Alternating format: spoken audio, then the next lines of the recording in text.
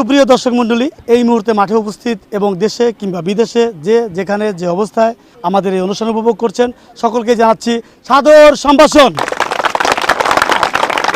প্রত্যন্ত অঞ্চলে গিয়ে কৃষি উন্নয়ন, কৃষকদের অংশগ্রহণে গ্রামীণ ঐতিহ্য, সংস্কৃতি, লোকজ খেলাধুলা নিয়ে বাংলাদেশ টেলিভিশনের নিয়মিত আয়োজন কৃষক ও বিনোদন ধারণের ধারাবাহিকতায় আজ আমরা এসেছি টাঙ্গাইল জেলার ভূঁইয়াপুর উপজেলার ইকরাইল ইউনিয়নের বঙ্গবন্ধু সেতু পূর্ব পুনর্বাসন সরকারি প্রাথমিক বিদ্যালয় মাঠে।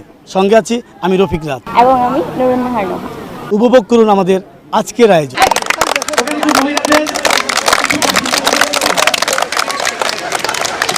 সুপ্রিয় দর্শক মণ্ডলী, এ পর্যায়ে উপভোগ করবেন বৃদ্ধ কৃষকদের অংশগ্রহণে গুপ্তধন উদ্ধার প্রতিযোগিতা। এইখানে কৃষকদের উৎপাদিত আটা দেখতে পাচ্ছেন। এই আটার নিচে রয়েছে চকলেট।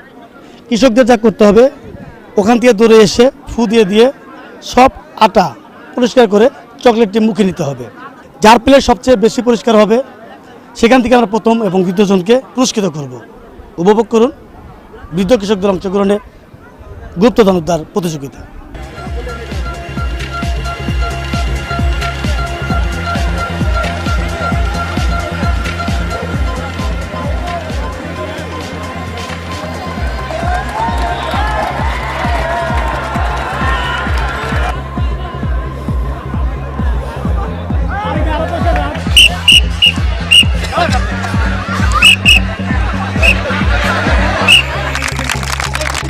চাচা, কেমন লাগছে?